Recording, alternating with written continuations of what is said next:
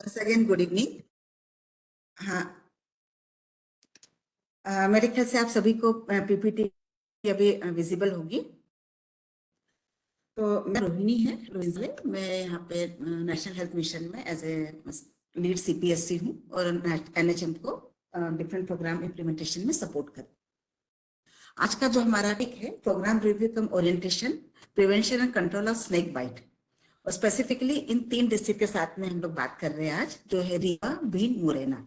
तो रीवा, भिंड, मुरैना को सिलेक्ट करने के पीछे का रीजन ये है कि इस कार्यक्रम के अंतर्गत आप सभी जिलों द्वारा रिपोर्टिंग जो केसेस हमारे निकल करके आते हैं उनके बारे में जानकारी दी जाती है, और साथ में जो बजट हम लोगों ने अलॉट किया है डिस्ट्रिक्ट को, उस डिस्ट्रिक्ट का यूटिलाइजेशन के ऊपर हम लोग देखते हैं कि अगर बजट यूटिलाइज किया गया है तो प्रोग्राम वहाँ पे ऑर्गेनाइज किए गए हैं। तो जो डेटा हमारे पास अवेलेबल है पर्टिकुलर इस प्रोग्राम का, तो उसके आधार पर रीवा, भिंड और मुरैना का हमारा जो परफॉर्मेंस है काफी वो सब ऑप्टिमल है। तो जिसको हमें इम्प्रूव करने के लिए आज की हमने ये मीटिंग रखी हुई है।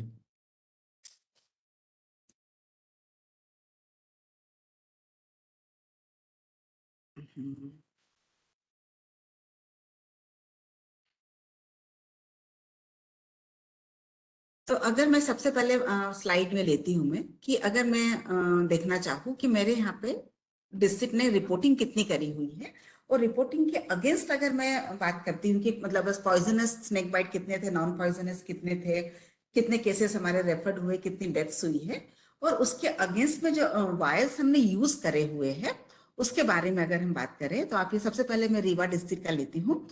तो रीवा डिस्ट्रिक्ट में अप्रैल में हमारे पास एक भी स्नेक बाइट के केस नहीं थे, और उनके पास एएसपी की जो वायल थी 110 एएसपी की वायल थी। फिर मई में इनके पास 4 स्नेक बाइट के केस आए थे, जिसमें से 2 पॉइजनस थे और 2 नॉन पॉइजनस केसेस थे। तो जैसा कि आप लोग ये जानते हैं कि जो पॉइजनस केसेस होते हैं उनको हमको 5 से 10 वायल जो हमारी एएसवी की है उसका हमको यूज करना होता है, और नॉन पॉइजनस केसेस को हम प्रिवेंशन के बेसिस पे भी डोजेस लगाते हैं। अगर मैं एएसवी वायल अवेलेबिलिटी का यूज करने का स्टेटस देख रही हूँ, तो रीवा का पर हर महीने का 110 110 110 110 डाल करके 550 इन्होंने दे दिए हैं, और इन्होंने इनके पास पॉइजनस केस होने के बावजूद भी इन्होंने वायल एक भी यूज नहीं करी है। ठीक है, ये तो रहा रीवा रीवा के बारे में।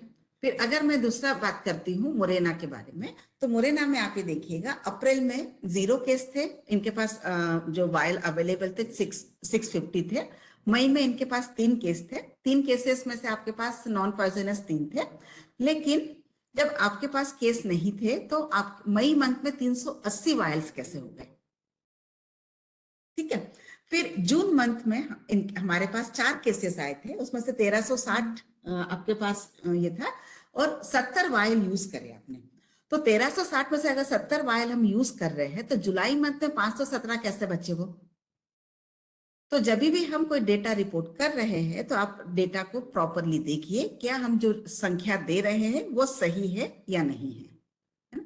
क्योंकि हम इसमें आपसे पूछ रहे हैं कि आपके यहाँ पे स्नेक बाइट्स के केसेस कितने निकल करके आए, उसमें से पॉइजनस कितने थे, नॉन पॉइजनस कितने थे। पॉइजनस और नॉन पॉइजनस के लिए इसलिए पूछा गया है कि हमको मालूम है कि पॉइजनस केसेस के लिए हमको ऑन एन एवरेज कितने कितने डोज लगने हैं, नॉन पॉइजनस केसेस है उनके लिए हमें कितना डोज लगना है, और उन डोज के अकॉर्डिंग हमारे पास एवीएस की अवेलेबिलिटी कितनी है, और उस at the end of the month हमारे पास कितना डोज बचा है, और नेक्स्ट मंथ हम लोगों ने कितना डोज हमारे पास आया है। तो प्रीवियस मंथ का बैलेंस और करंट मंथ का जो प्रोक्यूर किया है वो मिला करके वायल्स अवेलेबिलिटी कहलाता है। तो आगे देखिएगा, चाहे फिर रीवा की बात कर रही हूँ, मुरैना की बात कर रही हूँ, या भिंड की बात कर रही हूँ, किसी भी जगह पे आप number of cases, number of poisonous cases और उसके अगेंस्ट में एवीएस वायल्स के अवेलेबिलिटी और उनका यूटिलाइजेशन देखेंगे तो कहीं से भी डेटा मैच नहीं हो रहा है। तो सिंपली इससे पता चलता है कि जस्ट हमको रिपोर्ट सबमिट करनी है तो कुछ भी डेटा डाल करके दे दिया जाए। ठीक है, लेकिन आप लोग इस चीज को ध्यान में रखिए कि स्टेट लेवल पे भी जो प्रोग्राम ऑफिसर्स और जो जितना स्टाफ है वो भी एक एक डेटा को प्रॉपरली क्रॉस वेरीफाई करता है। ठीक है, तो सबसे पहले आप लोग जो रिपोर्टिंग की इश्यू जो निकल करके आ रहा है, इस रिपोर्टिंग को आप ध्यान से देखिए, और ये गलती नेक्स्ट इसमें से आप प्रीवियस आप लोग जितना अप्रैल से अभी तक किए हुए हैं, ये अपने स्टाफ के साथ बैठिए, इसमें इंप्रूव करिए, करेक्ट मतलब जो जहां जहां गलत है उसको सही करिए, चाहे वो नंबर ऑफ केसेस के बारे में आप बता रहे हो, चाहे एएसपी वाइल के अवेलेबिलिटी के बारे में बता रहे हो, ठीक है, और इनका यूज कितना हुआ है, और यूज करने के बाद नेक्स्ट मंथ का आपका करंट मंथ का at the end of the month balance कितना है, कमिंग मंथ में आपने कितना प्रोक्योर किया है या आपके स्टॉक में आया है, उसको प्लस करके आपको उस कमिंग उस करंट मंथ का आपको टोटल बताना रहेगा, ठीक है। तो इस डेटा को आप लोग प्रॉपरली देखिए और दोबारा से अपनी रिपोर्ट शेयर करिए अप्रैल से लेकर के अगस्त तक की, मतलब सितंबर की जो रिपोर्ट आप सबमिट करेंगे उसमें अप्रैल से लेकर के सितंबर की पूरा डेटा प्रॉपर करके आप भेजिएगा। फिर एक आता है फंक्शनल वेंटिलेटर्स, रीवा में पूरे 18 दिए, तो 90 वेंटिलेटर्स है आपके यहाँ पे, ठीक है। फिर उसके बाद अगर मैं मुरैना की बात कर रही हूँ, मुरैना में अप्रैल में 6 वेंटिलेटर है, मई में 23 है, फिर जून में 12 है, जुलाई में 23 है, अगस्त में 23 है ना। तो ये इस टोटल को हटा दीजिए। तो क्या ये सही डेटा है आपके पास का, ये कि वेंटिलेटर्स हमारे कम ज्यादा होते हैं, फंक्शनल वेंटिलेटर्स? मैम ये जो वेंटिलेटर्स हैं डिस्ट्रिक्ट हॉस्पिटल में आईसीयू में हैं वहाँ पर, तो जब हमने पहले पूछा तो उन्होंने बताया था कुछ फंक्शनल थे, कुछ काम था, मतलब जहाँ पर पेशेंट नहीं थे तो उन्होंने नॉन फंक्शनल बताए थे। बाद में फिर उन्होंने 23 बताए हुए हैं कि वहाँ पर ये सभी फंक्शनल अभी हो गए हैं, तो वही रिपोर्ट में आया है। हाँ, अच्छा, ये 64 आप मत कंसीडर मत करिए, वो सारा सब जगह पे टोटल 23 है। लगाने में वेंटिलेटर पे भी टोटल लग गया मेरा, आप उसको हाँ, मत वो देखिए, टोटल भी ठीक है। मैम 90 नहीं है, रीवा में 18 ही वेंटिलेटर है मैम। 18 है ना, वो मैं कह रही हूँ, ये मेरा वाला पार्ट है, इसका पूरा टोटल लगा है एक्सेल में, तो यहाँ पे भी टोटल लग गया ये है। तो 18 रीवा में 18 वेंटिलेटर्स है फंक्शनल, 18 है मैम। और फिर मुरैना में 23 फंक्शनल है, जी मैम 23 फंक्शनल है और सभी जिला अस्पताल 23 में है। और फंक्शनल है ना, ओके, हाँ, कोई इश्यू नहीं है। तो आप टोटल वाला फिगर मत देखिए प्लीज वेंटिलेटर और में, मैम जो वो ठीक है। 650 वाला जो आपने बताया था वैक्सीन वाला, उसमें वो हमने सभी जगह पूछा था, तो कुछ उन्होंने बताया था कि कुछ एक्सपायरी वाली उनकी स्नेक बाइट वाली जो जैसे ईडीएल में वो रखे हुए थे 10-10 वायल सब जगह हमने रखवाई थी, क्योंकि सभी जगह ये कहा गया था कि एक पेशेंट पे 10 यूज होती हैं तो 10 रखनी है। और वो उस समय उस अपने जून में शायद एक्सपायर थी, तो वो एक्सपायर हुई थी तो उन्होंने वो शायद बताई थी, तो इसलिए एकदम से कम हुई थी, वो यूज नहीं हुई थी। नहीं वो सब ठीक है, लेकिन आप ये देखिए कि अगर मैं जैसे मेरे पास ये पॉइजनस केस है फॉर एग्जांपल, यहाँ पे जून में 4 केस है, जी मैम, ठीक है, 4 केस के हिसाब से कितनी लगेगी, 40 40 लगना चाहिए। है ना। तो हमने कितना यूटिलाइज लिखा है, 70 लिखा है, जी मैम। ठीक है। अब मैंने मैम लेकिन 1360 मेरा उनका हमने ओपनिंग बात करी थी मैंने, उसमें भी जब अरे ज्यादा की, तो उन्होंने ये बोला था कि नहीं 10 सुनिए वायल तो, तो यूज होती है, हाँ, अगर सिम्टम नहीं रिकवर होते हैं तो हम और भी वायल उसमें यूज करते हैं, उस हिसाब से डिस्ट्रिक्ट हॉस्पिटल में बिल्कुल उन्होंने बिल्कुल बताया था। Agree, agree, I do agree with you. तो हम बता रहे हैं कि जून में मेरे पास ओपनिंग बैलेंस था 1360, और आप कह रहे हो कि मैंने 70 यूज कर लिए हैं, तो जुलाई मंथ का ओपनिंग बैलेंस कितना होगा, 1360 माइनस 70 जो बचा है वो आएगा ना यहाँ पे। अब मैम एक्चुअली पूरे जिले की सब उधर से लेते हैं, तो पीएससी सीएससी का वो कहीं कुछ बट वो उनको ओपनिंग और जो क्लोज बैलेंस उसमें कंफ्यूजन रहता है, तो उसमें वो ठीक है, हर बार अलग दे देते हैं, तो वो फिर मिसमैच हो जाता है। नहीं तो फिर यही चीज हमको डिस्ट्रिक्ट के लोगों को सिखानी है ना, अपने मैम वो ब्लॉक के लोगों को सिखानी है। अब मैं आगे आपको बताऊंगी कि उनको सिखाने के लिए हमने बजट प्रोविजन भी किया हुआ है कि आप लोगों को क्या क्या चीजें सिखानी है अभी उनको, हमने है ना। ट्रेनिंग में मैं नेक्स्ट करी थी स्लाइड तो पे उनको लेती बुलाया हुआ हूँ। था, सबको बताया हुआ है मैम। अब लेकिन जब इसी आपके नंबर पास पर। रिपोर्ट आ रही है, जैसे हम डिस्ट्रिक्ट की रिपोर्ट देख रहे हैं, वैसे आप लोग को भी ब्लॉक की रिपोर्ट देखने की जरूरत है ना, कि कहाँ का डेटा का डिस्क्रिपेंसी जी आ रही जी है मैम। और किस जी मैम। फैसिलिटी का डेटा हमको उनसे करेक्शन करवाना है, ठीक है। जी मैम। आप लोग भी जैसे हम आपको साथ शेयर कर रहे हैं सारी चीजों को, आप अपने ब्लॉग की भी रिपोर्ट बनाइए ऐसी, और वहां पे देखिए कि कौन से इसमें ये सेम डेटा उनके पास से भी आता है, तो इस डेटा में कौन सा फैसिलिटी हमारा प्रॉब्लम कर रहा है, तो उस फैसिलिटी का हमको रीओरिएंट करने की जरूरत है। स्टॉक ओपनिंग, स्टॉक क्लोजिंग, फिर नेक्स्ट मंथ का ओपनिंग कितना होगा, क्या है, वो सारा उनको सिखाने की जरूरत रहेगी। फिर एक्चुअली हम मैम इसमें इन पे रिपोर्ट आते हैं। लेने के लिए और रिपोर्ट कलेक्ट करने के लिए हमारे पास कोई आदमी नहीं है, तो रिपोर्ट कलेक्ट करने में और वो उसको फिर वो बनाने में थोड़ी प्रॉब्लम आती है। ऐसा कितना डेटा एलिमेंट है बताइए इसमें, मैम और हमारे ऐसे पास कितने केसेस आते हैं? नहीं केसेस तो आते हैं, लेकिन मैम सभी संस्थाओं से लेंगे तब तो एक्चुअल रिपोर्ट आएगी ना। कभी कभी कोई संस्था नहीं भेजती, तब पर उनको फोन लगाओ, उनसे बोलो, तब वो कितनी एक दिन संस्था दो है दिन आपके रिपोर्ट पास आती है। मुरैना में? क्या मैम? मुरैना में कितनी संस्थाएं हैं? अगर पीएससी सभी जोड़ रहे हैं तो 35 है। 35 है ना? तो पीएससी से इंफॉर्मेशन लेने की रिस्पॉन्सिबिलिटी किसकी है? ब्लॉक की है ना? और ब्लॉक से किसकी है? लेने की रिस्पॉन्सिबिलिटी डिस्ट्रिक्ट की है। तो एक जी मैम, ब्लॉक में कितनी पीएससी ब्लॉक से आएगी? कंपाइल होकर नहीं आ पाती ना मैम, तो उसी वजह हाँ, से फिर तो वो आप टाइम ब्लॉक लिमिट को रहती है। पकड़िए ना। आप ब्लॉक को क्यों पकड़िए। आप मैम? ब्लॉक वही को करते पकड़िए, हैं, ब्लॉक अपनी वही पीएससी को करते हैं। पकड़ेगा, जी मैम। है ना? हम ये थोड़ी कह रहे कि आप पूरे 53 या 35 पीएससी को पकड़िए। हम ये कह रहे हैं कि आपको अपने ब्लॉक से लेना है। हम थोड़ी ब्लॉक से बात कर रहे हैं, हम डिस्ट्रिक्ट से बात कर रहे हैं, क्योंकि उसके नीचे की रिस्पॉन्सिबिलिटी डिस्ट्रिक्ट की, डिस्ट्रिक्ट से नीचे की रिस्पॉन्सिबिलिटी ब्लॉक की, और ब्लॉक से नीचे की रिस्पॉन्सिबिलिटी पीएससी को ब्लॉक उसको लेना है ये। ठीक है? ऐसे आप भीड़ में आइएगा, तो भीड़ में क्या हमारे पास सिर्फ 5 वेंटिलेटर है? जून में 31 वेंटिलेटर थे, फिर पांच बच्चे हुए अगस्त में। क्या ये डेटा सही है हमारा? मैडम ये 31 का आंकड़ा तो कहीं गलत है।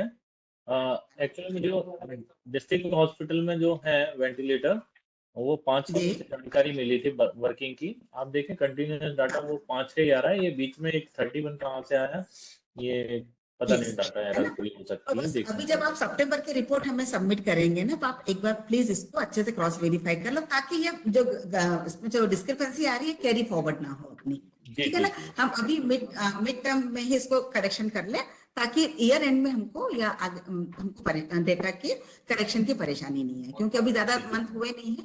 हम जल्दी से इस चीज को ठीक कर सकते हैं। ठीक है?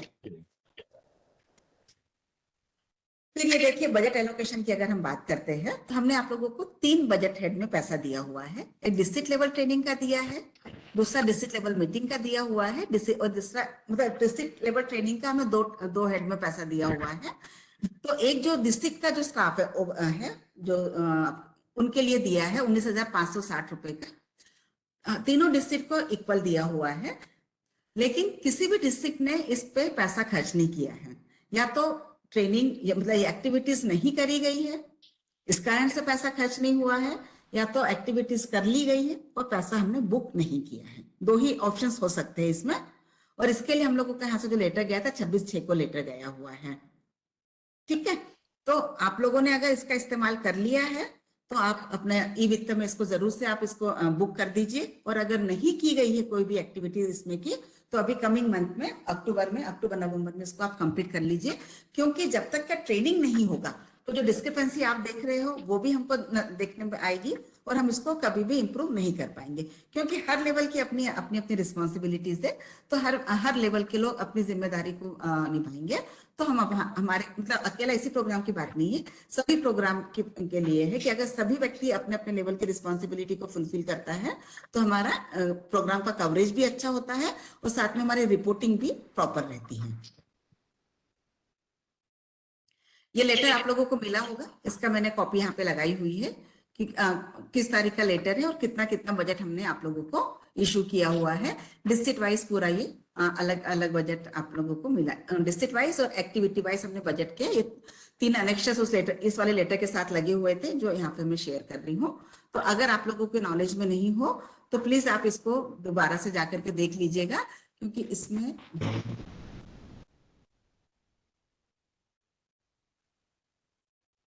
मैम रीवा से एक निवेदन है। जी। मैम हमने जो है ऑफिस एक्सपेंस में इसको यूटिलाइज किया है, ऑफिस में हमें कुछ ज़रूरत थी, बट उसमें हाँ ई वित्त में जो हमारे यहाँ पे डिस्ट्रिक्ट अकाउंट मैनेजर हैं, वो लगभग 3 हाँ। बार मैम इसको कर चुके हैं, पर वो ई वित्त से बजट खर्च नहीं हो पा रहा है, मतलब उसमें पेमेंट ही नहीं हो पा रहा है मैम। इसके लिए हम क्यों? नमसी मैम से बजट भी लाइन। हमारे वो अकाउंटेंट बात कर चुके हैं, और मैं जो है वो शालिनी मैडम को, श्रीवास्तव मैडम को भी बता चुका हूँ, व्हाट्सएप भी कर चुका हूँ। वो यूटिलाइज ही नहीं हो पा रहा है पैसा, उससे कट ही नहीं रहा है। रीजन क्या बताया आपने मुझे? ये मैम दूसरा वाला हमारा जो ऑफिस एक्सपेंस है, हाँ हाँ। इसका पेमेंट नहीं हो पा रहा है मैम। हमारे data account district account manager बोल रहे हैं, मैं 2-3 बार इसको रन करा चुका हूँ, जैसे भी वो पेमेंट का जो भी है ऑप्शन, तो इससे पेमेंट हो ही नहीं पा रहा है इससे। तो बजट लाइन नहीं खुली है क्या? बजट लाइन मैम ओपन है, वो बोलते हैं कि वो जो हम सबमिट करते हैं सारा सब कुछ सबमिट हो जाता है, उसके बाद जो है बजट हाँ। जो अकाउंट में पे कर रहा है उस अकाउंट में नहीं जाता, वापस रिटर्न होके ई वित्त में आ जाता है। अच्छा ठीक है, तो हम इसके लिए फिर हम बात करते हैं। यहाँ के ई वित्त में जो फाइनेंस डिपार्टमेंट है उनसे बात करनी पड़ेगी इस बारे में। जी मैम। ठीक है। बाकी डिस्ट्रिक्ट में भी प्रॉब्लम है क्या? मुरैना में और भीड़ में प्रॉब्लम है ये? मुरैना भीड़ में भी प्रॉब्लम है क्या? नहीं मैडम, ऐसा कुछ नहीं है। नहीं, हमारे यहाँ अच्छा मैडम ठीक कोई है। प्रॉब्लम नहीं है इससे। अभी हमने जो ट्रेनिंग इसमें कर ली है, बिल्स अभी आए हैं तो हमने लगा के इसमें बुक करवा रहे हैं इसको। अच्छा, तो आप बुकिंग करा दीजिए, तो आपको पता चलेगा कि हमारी एक्टिविटी हो गई है। ठीक है। जी मैम, बिल अभी आया है तो अभी आज ही लगाया है तो इसमें हो जाएगा payment. Okay okay, thank you. फिर अब ये है कि ये तो हमारा अभी करंट हमारे डिस्ट्रिक्ट का, तीनों डिस्ट्रिक्ट का क्या स्टेटस है उसके बारे में हमने बात करी है। लेकिन हमको अभी इस पे काम करने की क्यों जरूरत है, ये प्रोग्राम क्यों लॉन्च किया गया है, उसके बारे में जस्ट एक ओवरव्यू, क्योंकि ऑलरेडी आप लोगों का एक बार इस पे ओरिएंटेशन भी हो चुका है, ट्रेनिंग भी स्टेट लेवल से हो चुकी है। तो ये आप लोग का जैसे ये स्लाइड में शेयर कर रही हूँ। तो एनसीआरबी की नेशनल रिपोर्ट ब्यूरो है, उनके इंफॉर्मेशन के अकॉर्डिंग हमारे यहाँ पे अगर हम बाकी अलग अलग इसकी स्टेट्स देखते हैं, आंध्र प्रदेश मतलब बाकी स्टेट से हम कंपेयर करते हैं, तो मध्य प्रदेश में हमारे यहाँ पे स्नेक बाइट के केसेस बहुत ज्यादा है। एंड ओवर द ईयर इसके नंबर हमारे बढ़ते ही जा रहे हैं। यहाँ पे देखिएगा, जैसे 2014 में हमारे पास 1823 केस थे, तो अभी 2019 में 2232 केस हो गए हैं। तो हर साल हमारे यहाँ पे जो केसेस जो है वो कंटिन्यूअसली हमारे पास बढ़ते चले जा रहे हैं, स्नेक बाइट की डेथ से केसेस, है ना? तो इन्हीं को देखते हुए हमें इस पे काम करने की बहुत आवश्यकता है। और सबसे ज्यादा जरूरत है कि कम्युनिटी में स्नेक बाइट को के बारे में अवेयर करने के लिए, कि मतलब हर कोई बाइट मतलब पॉइजनस नहीं होती है, लेकिन शॉक के कारण उनकी डेथ, सांप ने काट लिया तो वो उनको उस शॉक के कारण उनकी डेथ होती है ज्यादातर। तो हमको कम्युनिटी को अवेयर करने की भी जरूरत है। तो नेक्स्ट स्लाइड्स में इसके बारे में बात करेंगे। तो ये देखिएगा, फर्स्ट वाला जो पार्ट है मेरा, स्नेक बाइट केसेस हमारे यहाँ कितने थे, प्रिजम्पटिव केसेस कितने थे, सिंड्रोमिक केसेस कितने थे, और उनके अगेंस्ट डेथ कितनी, प्रिजम्पटिव केसेस में डेथ कितनी हुई है और सिंड्रोमिक केसेस में डेथ कितनी हुई है, आप देखिएगा। तो नंबर ऑफ केसेस तो हमारे यहाँ पे ज्यादा आ रहे हैं, but as compare to that deaths हमारे यहाँ पे कंपेरेटिवली कम है।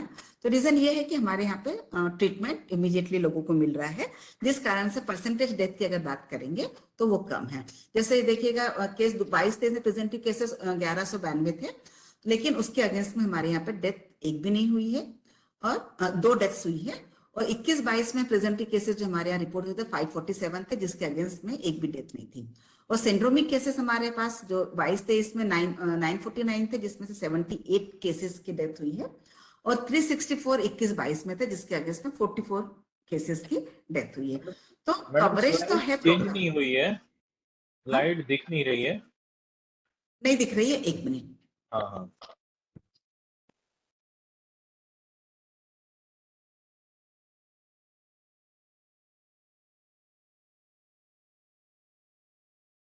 अब दिख रही है, अब दिख रही है स्लाइड? दिख रही। ठीक है। तो प्रिजम्पटिव केसेस, सिंड्रोमिक केसेस के अगेंस्ट अपन देखते हैं, तो नंबर रिपोर्टेड केसेस के अगेंस्ट में आप ये देखिएगा कि डेथ्स हमारे यहाँ पे कंपेरेटिवली कम है, बट स्टिल जो भी हो रही है इन डेथ्स को हमें प्रिवेंट करना है। और प्रिवेंट हम कैसे कर पाएंगे, जब हमारे यहाँ पे सभी फैसिलिटीज पे प्रॉपर उसके लिए ट्रीटमेंट के लिए सारी जो चीजें चाहिए है, चाहे हमारा आपका डोजेस हो, आपके एएसवी के डोजेस हो, बाकी डॉक्टर्स का हमारे जो वर्कर है, चाहे वो आशा कार्यकर्ता हो, हमारी सीएचओस हो, हमारे मेडिकल ऑफिसर्स हो, सारे की सभी की हमारी कैपेसिटी बिल्टअप होनी चाहिए, ताकि इस तरीके के जो केसेस हमारे पास आते हैं तो हम उनको इमीडिएटली उनको फर्स्ट एड ट्रीटमेंट देकर के उनको प्रॉपर तरीके से उनको रेफर कर सके। ठीक है। तो ये हमारे यहाँ के जो अलग अलग रीजन है वहाँ का रिपोर्टेड केसेस के बारे में ये है। तो ये जो हमारा बड़वानी से लेकर के यहाँ बड़वानी, खरगोन, ये वाला, इस पूरे एरिया में जो डार्कर वाला एरिया है, यहाँ पे 3470 हमारे यहाँ पे केसेस निकल करके आए थे। ठीक है। फिर हमारा जो मालवा वाला रीजन है, यहाँ पे 2083 केसेस इस एरिया में निकले हुए हैं। फिर ये विंध्य वाला जो एरिया है, यहाँ पे हमारे 1909 केसेस यहाँ पे निकले हैं। सेंट्रल वाले पार्ट से 1794 केसेस है। ठीक है। और हमारा चंबल वाला जो एरिया है, ये वाला गुना, शिवपुरी, अशोकनगर वाला, इसमें 1084 केसेस है। और बुंदेलखंड जो हमारे यहाँ पे 784 केसेस यहाँ से निकल कर गया। तो हमारे यहाँ का जो अगर डिवीजन वाइज हम क्लासिफिकेशन देखते हैं, तो हमारे यहाँ पे मैक्सिमम केसेस जो है ये अपने, ये सबसे लोएस्ट वाला जो पार्ट है, इस वाले पार्ट में हमारे यहाँ पे ज्यादा केसेस देखने को मिल रहे हैं जो स्नेक बाइट के हमारे निकल करके आ रहा है। इसके पीछे रीजन एक, मतलब मेरे अपनी तरफ से एक रीजन ये भी है कि इस वाले एरिया में बहुत ज्यादा हमारे पास फॉरेस्ट एरिया ज्यादा है, तो प्रोबेबली उसी के कारण इस एरिया में ज्यादा स्नेक बाइट के केसेस हमारे पास रिपोर्ट हो रहे हैं। ठीक है। और अगर मैं ये देखूं कि डिस्ट्रिक्ट, हाँ, ये है कि जो डिस्ट्रिक्ट है जहाँ पे मोर देन 100 केसेस हमारे रिपोर्ट हुए हैं, वो है अनूपपुर है, छिंदवाड़ा, खरगोन, ईस्ट निमाड़, टीकमगढ़, जबलपुर और डिंडोरी, ये जहाँ पे हमारे यहाँ पे हाईएस्ट केसेस देखने के लिए मिले हैं। और जो दूसरे डिस्ट्रिक्ट जो है जहाँ पे हम लोगों को 100 से कम केसेस है, तो उसमें रीवा, मंडला, कटनी, अलीराजपुर, छतरपुर, है ना, दमोह, बड़वानी, सतना, निवाड़ी, सिंगरौली और पन्ना है, जहाँ पे हम अभी तक हमारे यहाँ पे लेस देन 100% केसेस रिपोर्ट हुए हैं। और जो है ये डिस्ट्रिक्ट जहाँ पे हमारे पास हाईएस्ट नंबर ऑफ डेथ्स हुई है स्नेक बाइट की, ये तो केसेस रिपोर्टेड वाले हैं, है ना। और ये जो है हमारे यहाँ पे highest deaths due to snake bite हुई है, तो सबसे ज्यादा जो डेथ्स हुई है वो मंदसौर में हुई है, फॉलोड बाय मुरैना, रतलाम, फिर सबसे लोएस्ट जो डेथ्स हुई है, 4 जो दिखा रहे हैं, 5 इसमें अनूपपुर, बैतूल, नीमच, निवाड़ी, राजगढ़ और टीकमगढ़। एल्दो जो यहाँ पे स्नेक बाइट के केसेस जो रिपोर्ट करे हैं टीकमगढ़ ने 160 करे हैं, लेकिन उसके कंपेरेटिवली डेथ्स हमारे यहाँ पे कम है। इट मीन्स कि हमारे यहाँ प्रॉपरली टाइमली ट्रीटमेंट पेशेंट को मिल रहा है। तो ये हमारे यहाँ का स्टैटिस्टिक्स है हमारे स्टेट का। और ये है जो एनसीआरबी का जो है आईडीएसपी जो हमारी है, आईडीएसपी और रिलीफ कमीशन होता है, रेवेन्यू डिपार्टमेंट होता है, वो वहां पे जो भी स्नेक बाइट के केसेस होते हैं उनको फाइनेंशियल सपोर्ट दिया जाता है। स्नेक बाइट से जो डेथ होती है उनको वहां पे फाइनेंशियल सपोर्ट दिया जाता है। तो ये जो ग्रीन, डार्क ग्रीन वाला जो शेड है, तो ये हमारे आईडीएसपी जो सेक्शन है, वो आईडीएसपी सेक्शन बता रहा है कि इस जगह पे हमारे यहाँ पे स्नेक बाइट से ज्यादा डेथ्स हो रहे हैं, ये वाला एरिया बता रहा है। और ये जो लाइट ब्लू जो दिखा रहा है, स्काई ब्लू कलर जो दिखा रहा है, ये हमारा रिलीफ कमीशन का इंफॉर्मेशन है। तो उन्होंने इन डिस्ट्रिक्ट में स्नेक बाइट के लिए जो इंसेंटिव दिया जाता है फैमिली को, ये वाले डिस्ट्रिक्ट है। तो जिसके अंतर्गत हमारा रीवा भी आता है, रीवा है, और यहाँ पे ऊपर मुरैना है, इसको मैं हटा, ये ऊपर यहाँ पे मुरैना है। रीवा और मुरैना में सबसे ज्यादा हमारे पे रिलीफ कमीशन की तरफ से रिलीफ बांटा गया है, जो अगर आज जो 3 डिस्ट्रिक्ट की हम बात कर रहे हैं उनमें। ठीक है। और बाकी जो ग्रीन वाले जो दिखा रहे हैं, ये हमारे आईडीएसपी जो सेक्शन है उनके थ्रू बताया गया है कि यहाँ पे हाईएस्ट स्नेक बाइट के केसेस है।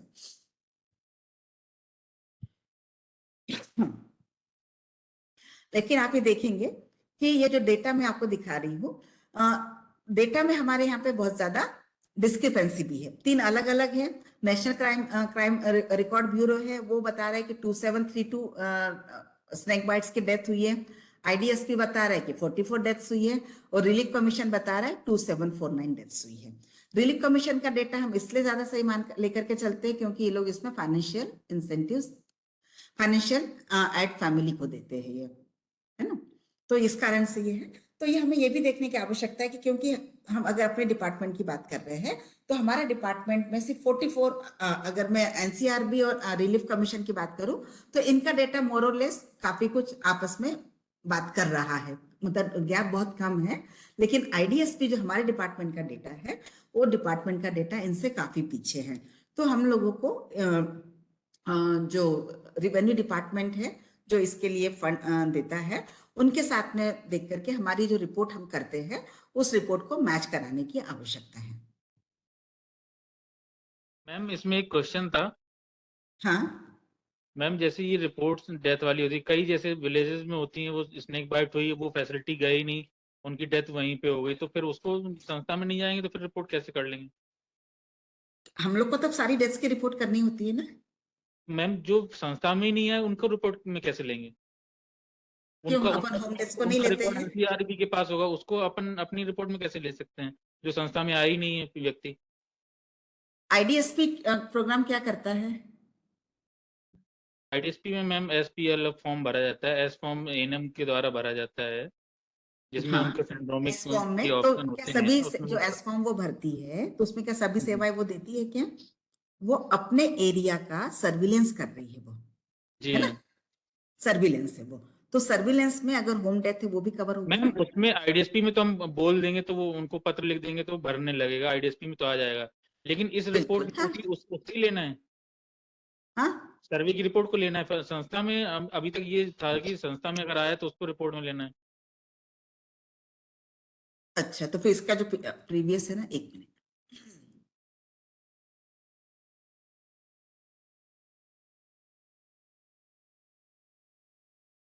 Number of deaths due to snake bite इसमें जो दिया गया है ये है।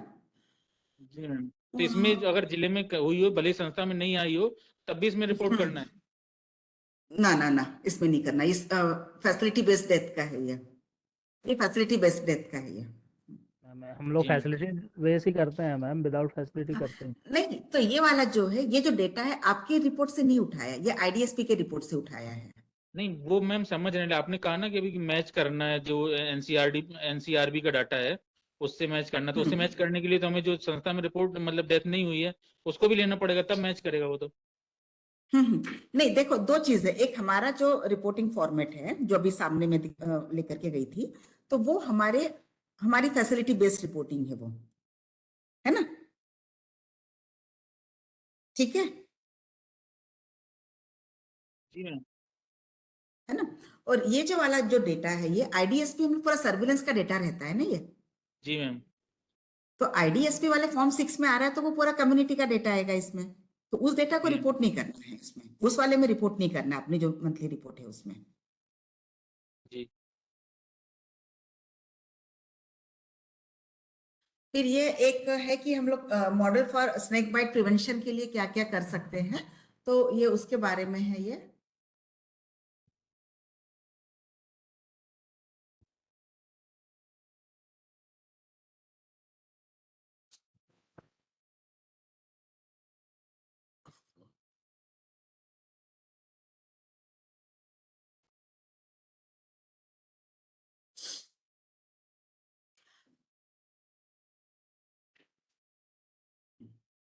तो इसमें है, फर्स्ट वाली एक्टिविटी है कि अवेयरनेस क्रिएट करने के लिए है। सेकंड है knowledge empowerment of the peripheral health worker. First वाला कम्युनिटी अवेयरनेस का है। सेकंड वाला जो है नॉलेज, अपने जो सर्विस प्रोवाइडर्स है उनका हम लोगों को नॉलेज एम्पावरमेंट करना है। थर्ड है हमारा strengthening of local health care facilities, है ना, capacity building of medical officers. तो हमारे लोकल हेल्थ फैसिलिटीज का मतलब ये है हमारी प्राइमरी हेल्थ सेंटर से पीएससी से उनके बारे में बात कर रहे हैं।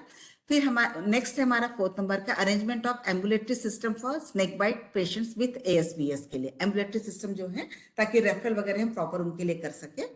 फिर नेक्स्ट है फॉरेस्ट डिपार्टमेंट एंड हर्पेटोलॉजिस्ट जो डिपा है उन लोगों के साथ में हमको समन्वय बिठाना है, ताकि ट्रीटमेंट उनके डिपार्टमेंट की तरफ से जो भी स्कीम चलती है उनके थ्रू हम लोग इनको सर्विसेज अवेलेबल करा सके।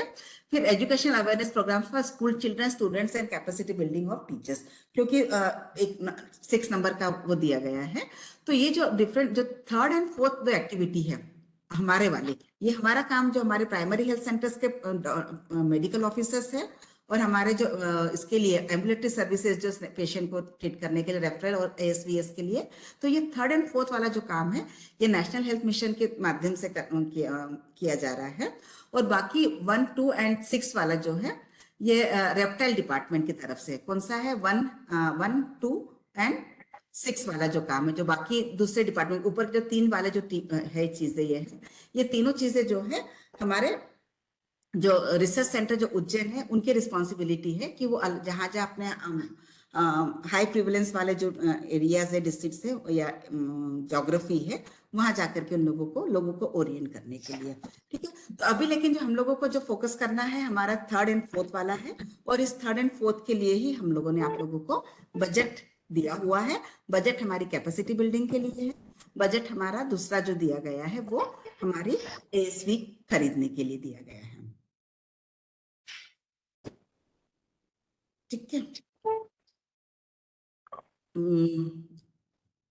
एक्चुअली इसके बीच में ये प्रॉब्लम आ रही है थोड़ा सा, तो हम लोगों का जो काम करना है, तो सबसे पहली चीज है हम लोगों को जो बाकी जो डिपार्टमेंट है उनके साथ में एक कोऑर्डिनेशन एस्टैब्लिश करना है, revenue department, health department, forest department, इन सबके साथ में, ताकि जो भी स्नेक बाइट से रिलेटेड जितने भी अवेयरनेस प्रोग्राम्स है हम लोग साथ में इसको इम्प्लीमेंट कर सके। और इनकेस अगर हमारी फैसिलिटी पे कोई स्नेक बाइट का केस आता है, उसकी डेथ होती है, तो उसको हम जो फाइनेंशियल इंसेंटिव जो डिपार्टमेंट से मिलता है, रेवेन्यू डिपार्टमेंट से मिलता है, उसको हम अवेलेबल करा सकें। फिर नेक्स्ट है नॉलेज एम्पावरमेंट, ये आपको भी बात कर चुके हैं, हमारे पेरिफेरल हेल्थ वर्कर्स है ना, on prevention and first aid पे करने के लिए है। फिर हमारे early diagnosis of snake bite, जो हमारा वर्कर है उनका किस तरीके से हम अर्ली डायग्नोसिस करेंगे स्नेक बाइट का, वो उसका ट्रेनिंग हम लोगों को करना है। फिर knowledge enhancement regarding the database of snake bite victims, their case history and reporting. तो इट मींस जो हमारा जो रोल है 3rd and 4th वाला, उसका ये उसके अंतर्गत हमको किन किन चीजों को स्ट्रेंथन करना है। जी वो क्या है? हाँ जी बोलिए।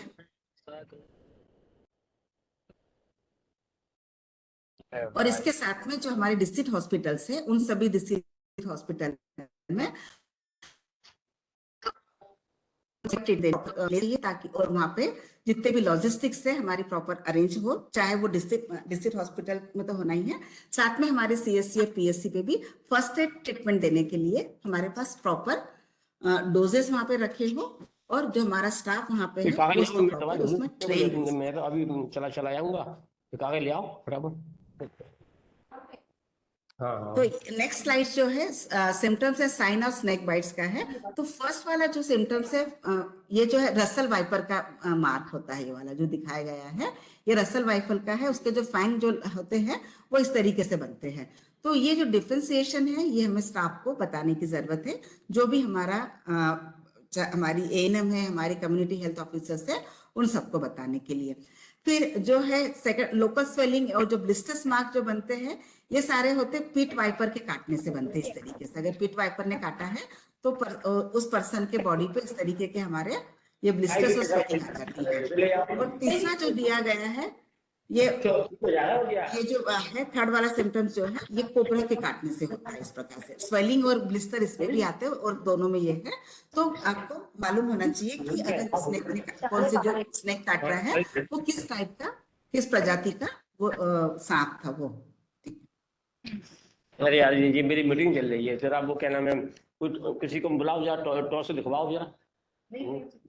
और चेक ना दिखाओ। अच्छा, अगर स्नेक बाइट का जो हमारा मैनेजमेंट है तो विलेज और कम्युनिटी लेवल पे हम कैसे करेंगे? तो सबसे पहले check history of snake bite and look for the, मतलब पंक्चर मार्क्स देखना है, ब्लीडिंग देखना है, स्वेलिंग है और बिटन पार्ट जो है उसको हमको चेक करना है। फिर जिस जगह पे काटा हुआ है उस पार्ट को हमको इमोबिलाइज करना है और उसको हमको एक पट्टी जो होती है उससे उसको बांधने का है।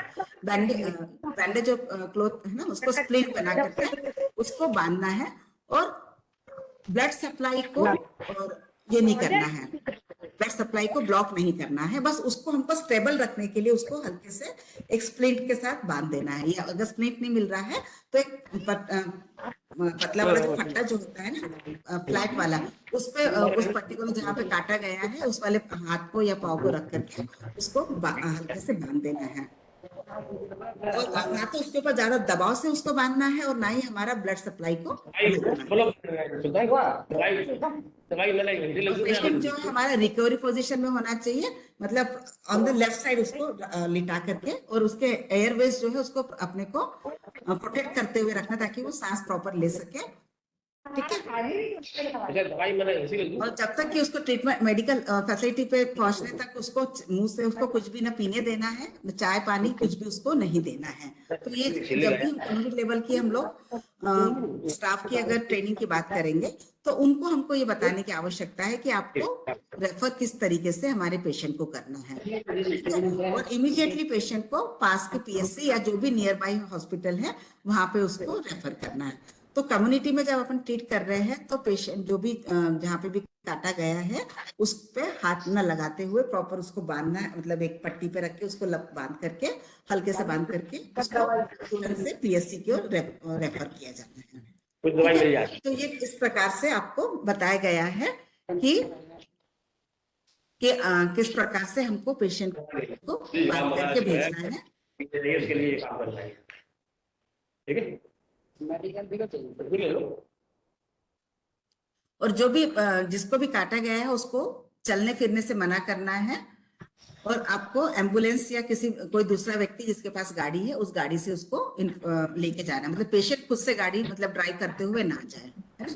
और आप जिस संस्था पे आप उसको लेकर के जा रहे हो उस संस्था के डॉक्टर को पहले से इन्फॉर्म करिए और ताकि वहाँ के डॉक्टर पहले से तैयार रहे और जो जो उस केस में सिम्टम्स डेवलप हुए हैं, जैसे आप अस्पताल पे पहुंचे तो पेशेंट में जो जो सिम्टम्स स्टार्टिंग से लेकर के वहां तक पहुंचने के बीच में हुए हैं उसके बारे में डॉक्टर को प्रॉपरली बताया है। और जो भी अगर फॉर्म में काटा है तो उसके स्प्लिंट बांधने के पहले उसके शूज रिमूव करना है, सॉक्स रिमूव करने हैं। अगर उसने हाथ पे काटा है तो घड़ी निकालना है, अंगूठियां निकालनी है, ज्वेलरी वगैरह, और कोई टाइट क्लॉथ वगैरह पहना है तो उसको लूज कर देने का है ताकि ब्लड सप्लाई, ब्लड सर्कुलेशन वहां से रुके नहीं, चलता रहे बराबर से। और जो भी ब्लिस्टर मार्क्स वगैरह बने हुए हैं तो उन ब्लिस्टर मार्क्स को फोड़ना नहीं, जो जैसा है उसको वैसे ही लेकर के अस्पताल तक जाना है। तो कम्युनिटी से अगर पेशेंट को लेकर के जा रहे हैं तो स्नेक बाइट के पेशेंट को लेकर जा रहे हैं तो हमको ये सावधानियां रखने की आवश्यकता है। और अगर फैसिलिटी लेवल पे अगर स्टाफ पहुंच गया है तो स्नेक बाइट के जितने भी केस है उनको जो कंफर्म और सस्पेक्ट है उनको 24 घंटे तक हमको अपने ऑब्जर्वेशन में रखना है, फर्स्ट एड मेजर्स करना है, supportive measures immediately observe for sign and in जो भी है administer ASV therapy as soon as, जितने भी जल्दी हो सके सबसे पहले उसको हमें एएसवी की थेरेपी उसको अवेलेबल करानी है और उसको अंडर ऑब्जर्वेशन रखना है केस को, ठीक है। ये डूज एंड डोंट बताए गए हैं। और साथ में हम स्नेक बाइट से कैसे बच सकते हैं कि जब भी आप लोग जब हमारे विलेजेस खेत में या जंगल वाले एरिया में जा रहे हैं तो हमेशा आपको ये क्लोज वाले शूज पहनने चाहिए, जो गम बूट्स होते हैं वो पहने, टॉर्च हमेशा साथ में लेके जाए। अगर खुले में सो रहे हैं तो मच्छरदानी का प्रयोग करें, है ना। या आपके घर में ऐसा जो घर में दरवाजे वगैरह है तो उसके नीचे कोई दरवाजे में नीचे से अंदर नहीं आ सके तो उसके लिए आप वहां पे कपड़ा लगाए या उसको प्रॉपरली बंद करके रखें, ठीक है। घर में चूहे वगैरह ना होने दे, क्योंकि चूहे देख करके सांप घरों के अंदर आते हैं, तो अपने घर को साफ सुथरा रखे, चूहे घरों में ना होने दे। और कम्युनिटी में लोगों को अवेयरनेस क्रिएट करे स्नेक बाइट्स को लेकर के।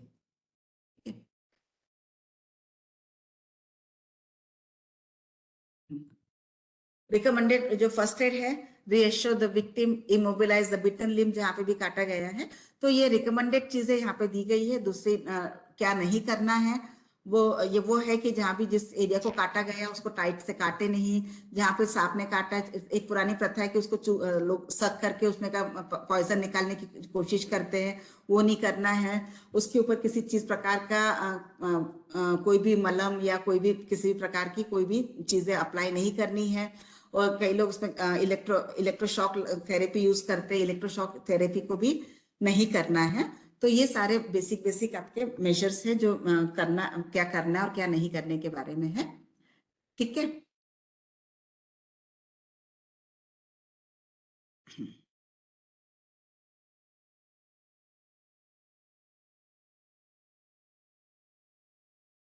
तो बेसिकली जो था ओरिएंटेशन यही था, क्योंकि आप लोगों की ट्रेनिंग ऑलरेडी हो चुकी है तो बहुत ज्यादा मुझे इसके और भी इसमें बताने की आवश्यकता नहीं थी। लेकिन अगर किसी को लगता है कि हमें इसके बारे में डिटेल और इन्फॉर्मेशन चाहिए है तो आप लिखिएगा, तो हम आप लोगों को इसकी जो डिटेल पीपीटी है और जो गाइडलाइंस वगैरह इसकी वो हम आप लोगों के साथ में शेयर कर लेंगे। अब बस बेसिकली मेरा जो मेन पर्पस ये था कि आप लोगों का जो रिपोर्टिंग और आपका फाइनेंशियल बुकिंग जो है जो काफी कम है, इसको आप लोग इम्प्रूव करिए। और जो भी प्रोग्राम रिलेटेड गाइडलाइन से रिलेटेड जो भी इश्यूज है उस पर हम लोग बात कर सकते हैं। आई होप सभी डिस्ट्रिक्ट में पीएससी लेवल तक के में एएसवीज वगैरह अवेलेबल होगी, या एटलीस्ट सीएससी तक तो होगी। जी मैडम, सभी जगह उपलब्ध हैं। अभी इन जगह पे है, मतलब किस लेवल तक अवेलेबल है? मैडम, जहाँ पे मेडिकल ऑफिसर्स हैं पीएचसी पे, वहां तक सभी जगह उपलब्ध हैं। और अच्छा, वैसे भी ठीक ईडीएल है। में सभी जगह रखते ही हैं। हाँ, ओके, ठीक है। मुरैना में? मैम पीएससी तक जहाँ भी मेडिकल ऑफिसर है वहां तक पहुंचा दिए हैं। पहले क्या होता था कि उनको कुछ कंफ्यूजन था तो 2 4 या 5 रखते थे, तो अब 10 के हिसाब से ही रखी हैं। मिनिमम पीएससी पे 10 तो ठीक, अवेलेबल ही हैं। मिनिमम अवेलेबल है ना, ठीक है, गुड। एंड रीवा में? मैम रीवा में हमारे यहाँ सीएससी लेवल पे है मैम, पीएससी लेवल अच्छा, पे अभी हमने नहीं अवेलेबल कराई है। लेकिन मैम सीएससी एज पर लेवल द पे भी गाइडलाइन वहां पे हमारे, भी होनी चाहिए ना। हाँ मैम गाइडलाइन है, अवेयर है सब, बट ये है कि मैम सीएससी के डॉक्टर ही ट्रीटमेंट नहीं देते हैं।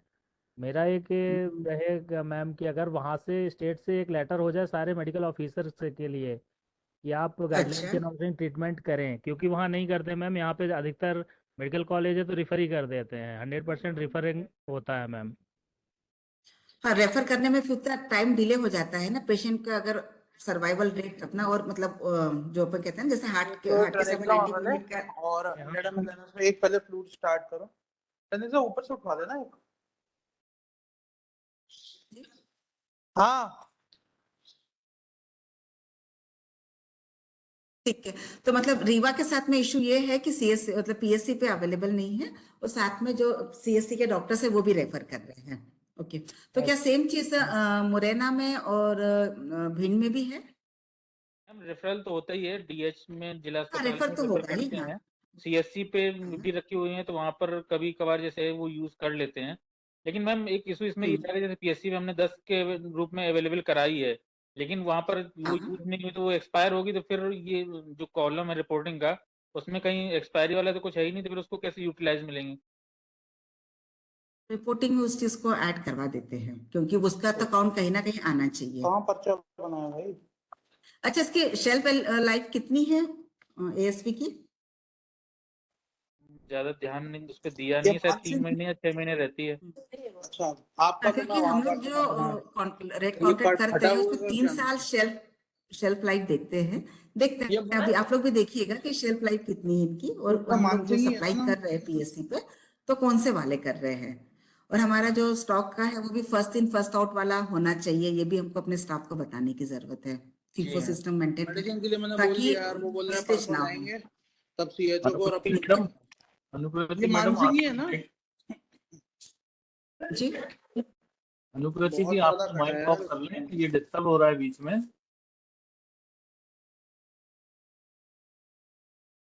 अच्छा, आप लोगों के फिर कुछ इश्यूज हो तो बता सकते हैं। मैंने यहाँ पे 3 पॉइंट्स नोट कर लिए हैं, रीवा के 2 पॉइंट है, और बाकी फिर आप लोगों का जो एक्सपायरी जो 10 का हमने कहा है उसका क्या कर सके। मैडम और वैसे तो तीसरा हमारे पॉइंट यहाँ ये है पे कि रिपोर्टिंग में एक्सपायरी वाला पार्ट अपन सुनाया ताकि पता चले, है ना। ठीक है, ये 3 पॉइंट्स मैंने नोट कर लिए हैं। नहीं, लोग बाहर कोई बाई हो तो उसको बोल देना फाइनेंस जो वाला ऊपर से कर ट्रेनिंग लीजिए ले। मैम। जी, प्लस पड़ा मैम हुआ है जो फाइनेंस वाला ट्रेनिंग हमारा एक जो डाल दे। नहीं हो पा रहा ये है, माता हाँ, हाँ, वो भी मैम थोड़ा सॉल्व करना है, क्योंकि वो हमने एक्सपेंडिचर में बुक ही नहीं हो पा रहा है मैम, ई वित्त में। हाँ, वो मैंने लिख लिया है, वो मैंने यस मैम। आपका लिख लिया, रीवा का मैंने पॉइंट लिख लिया कि एक्सपेंडिचर बुक नहीं हो पा रहा है, तो वो साहब मैंने महगाओं पॉइंट से नोट कर लिया है। आप पूछना चाह रहे हैं, और सब मैम पूछ सकते हैं। हाँ, महगांव से क्या पूछना बीएम चाह हाँ, क्या पूछना चाह रहे हैं? उनने हैंड रेज किया था मैम। अच्छा, हाँ, हाँ सर, बीएमओ महंगा। जी सर मैडम। बोलिए आप। जी मैडम, मैंने वो था मैडम डाउट कि इसमें एनाफाइलिसिस के चांसेस बहुत ज़्यादा थे मैडम। एक बार मैंने लगाया था, हाँ, जब तक पॉलीवैलेंट मैंने नहीं लगाया था एएसवी, तब तक पेशेंट हाँ, स्टेबल था। हाँ, और जब हाँ, मैंने वो लगाया, हाँ, और अनफॉर्चुनेटली मतलब विद इन मिनट्स पेशेंट मेरे हाथ से निकल गया मैडम। तब से मैं बहुत हेजिटेट करता हूँ। और हालांकि कई बार अच्छे एग्जाम्पल भी हैं, बचे हैं पेशेंट, लेकिन जब एनाफाइलिसिस होती है मैडम तो हम उसको मैनेज करने में बड़ी समस्या आती है। हाँ, एनाफाइलिक केसेस में ना, हाँ, ठीक है। तो इसके लिए हमको एक हैंड्स ऑन ट्रेनिंग की जरूरत रहेगी। जी ठीक है, तो ये वाला 5 पॉइंट्स हो गए। ऐसे ठीक ही है, ट्रेनिंग आगे वाला। अगर स्टेट से कुछ अरेंज हो जाए, जैसे हमारे और भी एमओज हैं जिनको कुछ इश्यू हाँ रहते हैं, वैसे मैडम हाँ भिंड में तो ये होता है कि सभी जगह अवेलेबल है इंजेक्शन, और मोस्ट ऑफ प्राइमरी ट्रीटमेंट देखिए हमारे सारे मेडिकल ऑफिसर बस मैंने ये लिख दिया, उनको बाकी ये डीएच के दवाई ले लिए लीजिएगा इनके लिए, जब ये भी अगर आपके कोई चल रहे हैं, सीवियरिटी ऐसी कुछ रहती है तो ये रेफर करते शाम हैं। के वो अपने आप खुल जाएंगे। ओके, ठीक है। मैम बस इनको ट्रेनिंग ये था करा कि जैसे रिपोर्टिंग के लिए हम लोगों को एक इश्यू आता है। एक तो 3 दिन बाद एक बार दोबारा जो दिखाना, तभी स्टोर फटाओगे। सारे स्टोर कीपर्स हैं, शाम को बिल्कुल अब अगर आप हाँ उनको थोड़ा सा इन्वॉल्व करें स्टेट लेवल से ही इंजेक्शन के लिए प्रोक्योर करने के लिए टाइमली, और सप्लाई चेन को मेंटेन करने के लिए भी, वैसे हम हमारे यहाँ से भी बोलते हैं अगर एक स्टेट से प्रॉपर स्टोर के लिए भी लेटर हो हाँ, तो वो थोड़ा सा हम लोगों के लिए हेल्पफुल रहेगा। और साथ ही ठीक है। रिपोर्टिंग के लिए मैडम हमारे पास क्या है, प्रॉपर कोई बंदा नहीं रहता है जो मंथली, जैसे रेबीज कंट्रोल प्रोग्राम में हमें एक पीएल सपोर्टर के लिए कुछ मंथली 5,000 दिया जाता है। दोनों प्रोग्राम पैरेलली चल रहे हैं। अगर दोनों प्रोग्राम का कंबाइन करके अगर एक ऑपरेटर का बजट दे दिया जाए तो वो प्रॉपरली सारी चीजें मेंटेन कर सकता है हमारे साथ। असल में क्या है ना, हर प्रोग्राम के अलग अलग ऑपरेटर नहीं दे सकते हैं ना, एक नहीं नहीं, ऑलरेडी आप हर प्रोग्राम के लिए अलग नहीं देना है मैडम। जैसे रेबीज और स्नैक बाइट दोनों ही साथ में ही चल रहे हैं, तो वो दोनों की हाँ रिपोर्टिंग के लिए अभी क्या है, जो हम मतलब इनके रेगुलर पुराने स्टाफ पर्चे हमारा वगैरह जो है उनको हम देते हैं उसका इंसेंटिव, तो, हाँ तो वो मगर ठाकुर सर मैडम वाले ही है ना। आउटपुट वो नहीं मिल पा रहा है हमें काम का। अच्छा, हाँ दोनों की रिपोर्टिंग में यही एक दिक्कत आ रही है हमारे साथ। ओके, ठीक है, तो मैं प्रोग्राम ऑफिसर ब्रजेश, से इसके अगर बारे वो में बात करते दोनों हैं। प्रोग्राम को मर्ज करके हाँ आप दूसरे किसी हेड में बेशक थोड़ा कम भी देंगे तो ऐसा कोई इश्यू नहीं है हमें, अगर एक प्रॉपर बंदा मिल जाए तो ठीक रहेगा। ठीक है, रेबिस प्लस स्नेक बाइट है ना। ओके, जी जी। ठीक है, तो इसके बारे में प्रोग्राम ऑफिसर से डिस्कस करते हैं, फिर जो भी डिसीजन होगा हम उसके बारे अरे में उससे डाल दे यार। कम्युनिकेट करेंगे फिर। मैम अभी भोपाल में ट्रेनिंग हुई थी तब उसमें स्नेक बाइट का एक वो बुकलेट थी, कलर वाली बुकलेट थी और कुछ पोस्टर्स थे, वो शायद आने थे यहाँ पर संस्था में, तो आए नहीं है। अगर वो आ जाते तो हम वहाँ पर डिस्प्ले कर देते, और कुछ बुकलेट हर पीएचसी सब जगह रख देते तो उनको थोड़ा इजी रहता ट्रीटमेंट में और देखने में, कभी डिवाइस करना कुछ डाउट है तो देखने में। बिल्कुल बिल्कुल। आईसी मटेरियल के लिए बोला गया था भोपाल से, वो डिस्पैच कर देंगे। अभी हम आई लोगों नहीं से ना वो। टाइम भी ले लिए थे वहाँ हाँ, पे, क्योंकि क्या है ना, हम लोगों ने पहले सोचा था हम अपने साथ ले जाएं, क्योंकि आईसी मटेरियल अच्छा, ज्यादा था, हम लोग ट्रेन से थे तो हम लोगों ने वहीं छोड़ दिया था। तो अगर वो मैडम मटेरियल हम लोगों के डिस्ट्रिक्ट को डिस्पैच हो जाए। हाँ डॉक्टर ठीक है। अवधेश, ठीक है मैडम, ये नोट कर लिया है, वो भिजवा देंगे हम, है वो डिस्ट्रिक्ट्स के हाँ नेम वो हमारे पास। आप हाँ, अभी मैसेज भी लिख कर रही हूँ तो दीजिएगा चार, ग्रुप पर। वो मैं नोट कर लिए है, 3-4 का इश्यूज है। ठीक है, ओके, तो मेरे ख्याल से मैं सारे पॉइंट्स आप लोगों के लिख लिए हैं, और जो मुझे आपको कम्युनिकेट करना था वो मैं कर चुकी हूँ। तो मेरे ख्याल से हम लोग अभी इसको यहीं पे वाइंड अप करते हैं, फिर नेक्स्ट मंथ का जो रिव्यू होगा तो उसमें देखते हैं हम लोग कितना है उसमें हमारी रिपोर्टिंग और चीज़ों में हम इम्प्रूव कर पाए हैं। Okay, thank you so much ma'am. Ji.